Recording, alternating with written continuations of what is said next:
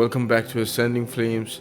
Today we are stepping into a place where peace met paranoia, where meditation collided with ego, and where some of the greatest music ever written was born and broken. This is the Beatles Ashram in Rishikesh. Alright, so this is the famous the Beatles Ashram. The Beatles came here around 1968, so let's go and explore. So we are heading to the main area right now. So there's a small trek, I guess. This ashram was founded by Maharishi Mahesh Yogi. He was born on January 12, 1918 in Jabalpur, in present-day Madhya Pradesh. In the 1950s, Maharishi began teaching transcendental meditation. His message was radical for its time. Meditation wasn't meant only for monks, hermits, or saints. It was meant for ordinary people living modern lives surrounded by noise, pressure, and chaos. As his influence grew, he established this place, Chaurasi Kutia. Right here in this very spot, John Lennon used to wait here at the local post office, eagerly checking for letters from Yokos back in London. So this is the photo gallery where they have kept a lot of pictures of the Beatles when they were here in India, Rishikesh. So let's go and check this out. In August of 1967, the Beatles first encountered Maharishi Mahesh Yogi in London, where they attended one of his lectures. At this point in their lives, the Beatles were already the biggest band on the planet, but they were also exhausted, confused, and searching for meaning beyond fame. George Harrison and John Lennon, in particular, were deeply intrigued. They began practicing transcendental meditation seriously and felt it gave them clarity, peace, and creative freedom. Just a few months later, in February 1968, the Beatles traveled all the way to Rishikesh. This period became one of the most creative, explosive phases in Beatles history. It's estimated that the Beatles wrote around 48 songs while they were here in Rishikesh.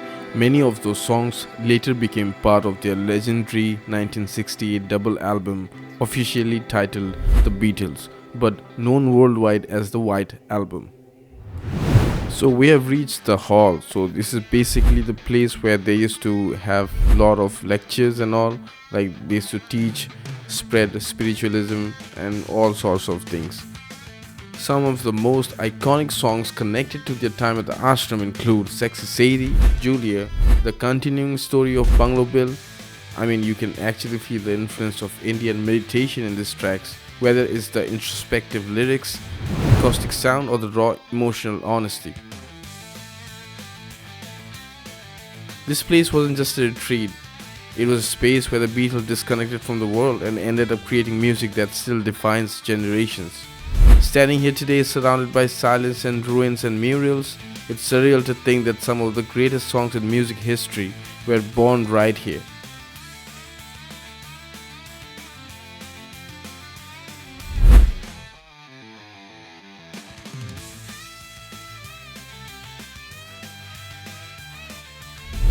How do you like this place? It's so peaceful. I mean, this makes sense why the Yeah. Beatles came here. Fine, we're done. Let's go to the next spot.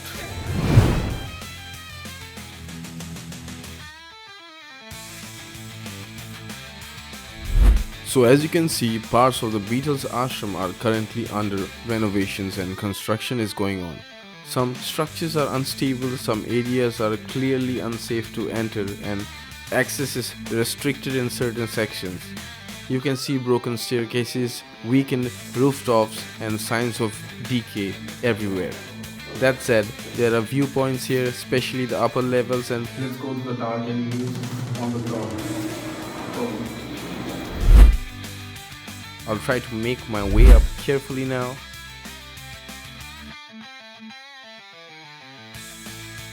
Man, love the view.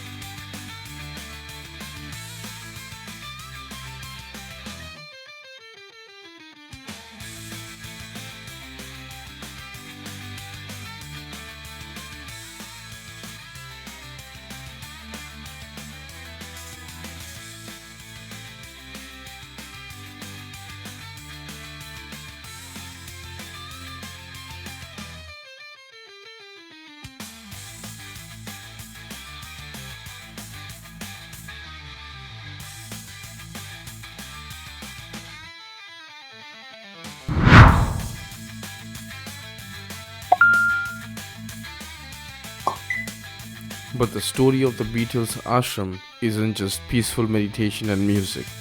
As inspiring as this place was, it also became surrounded by controversy and allegations that eventually changed how the Beatles view Maharishi Mahesh Yogi.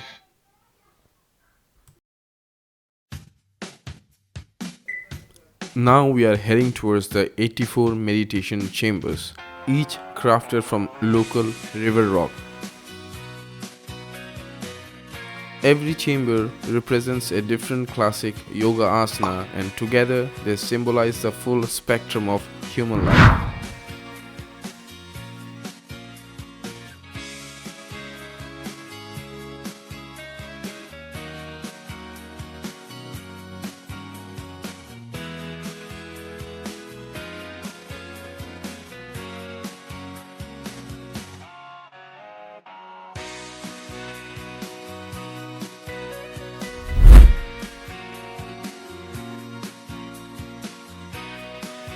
So now you can see on your left there are 42 chambers here. It looks kind of scary though, and there are 42 on the other side as well.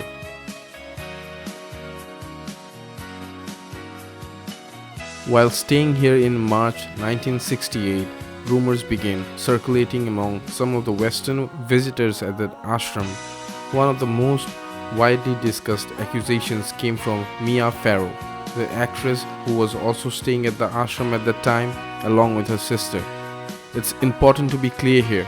These were allegations, never legally proven. Maharishi Mahesh strongly denied them throughout his life. However, the impact on the Beatles was very real. John Lennon in particular reacted strongly. He felt betrayed and angry, believing that Maharishi didn't live up to the spiritual ideas he preached. And this experience directly influenced the song Sexy Sadie.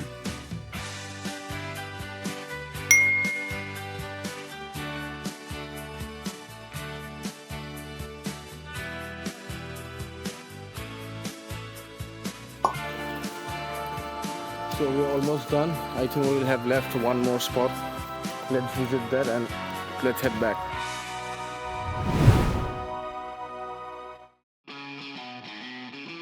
These are the famous Chaurasi Kutia, a name that literally translates to 84 huts or meditation huts. However, you see today is much larger than that. While the name refers to the original core concept of 84 meditation huts, the ashram complex actually contains more than that. These chambers were designed as individual residential meditation units, not temples. Each structure typically had a small living space below, an upper meditation platform or dome accessed by stairs. This upper level was meant for private meditation, allowing practitioners to meditate alone, away from distractions. When the Beatles arrived here in February 1968, they were each assigned separate huts. This was intentional. Maharishi believed that deep meditation required isolation, discipline, even for group visitors. By late March 1968, tensions had peaked. One by one, the Beatles began leaving the ashram. Paul left first, followed by John Lennon and George Harrison shortly afterward. Ringo Starr had left already earlier due to health and food issues. By early April 1968, the Beatles' time in Rishikesh was officially over.